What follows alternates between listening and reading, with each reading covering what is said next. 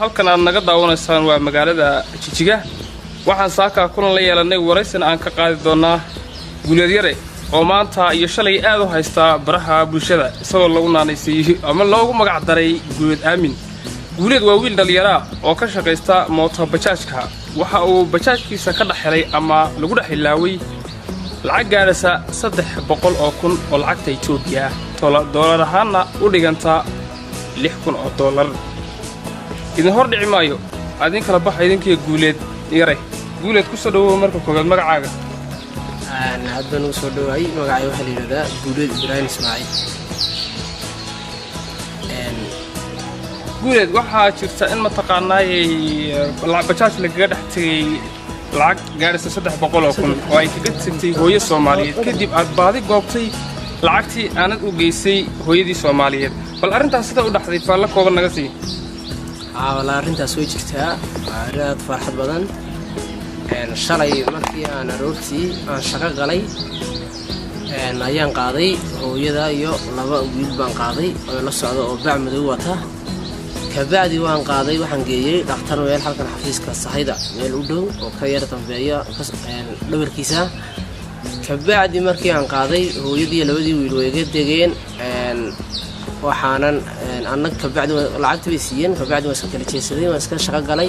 xagga dambe aanoonaneey ka bacdi markii aan iska shaqo galay aan in cabaar yar wareegay oo shaqo raadinayay oo waayay ka bacdi waxaan meel yar oo bun iyo xaraga cabanayaan ku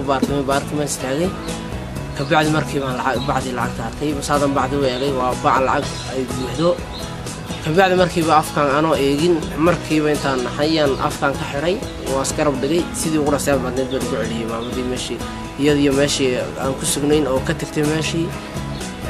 ka bacdi waa la wacay waa loo yeeray saaban maamadii nagu wareejay.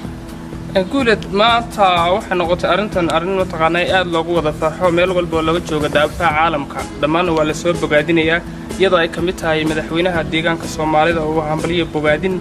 ku soo diray sidoo kale waxa markii koobaad la kulantay oo afalaya wasiirka dhalinyarada iyo ciyaaraha deegaanka Soomaalida oo halkaas kulan dhiirigelin ku wada yeelateen bal arrimaha maamulka markii hore siyaad kulanteen bal arrimaha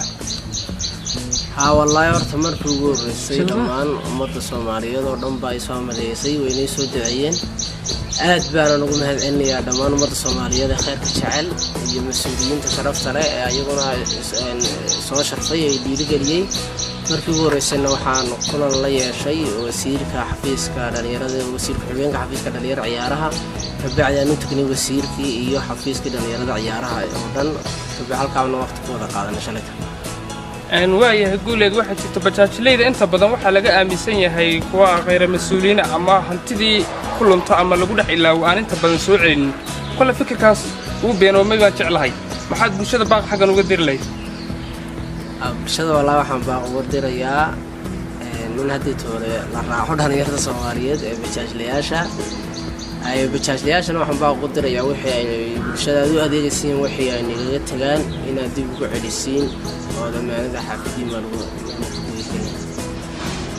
وايه هاي طاوض يالات بعد ما سنتين وورباهين تدلشر مقالة Jigjiga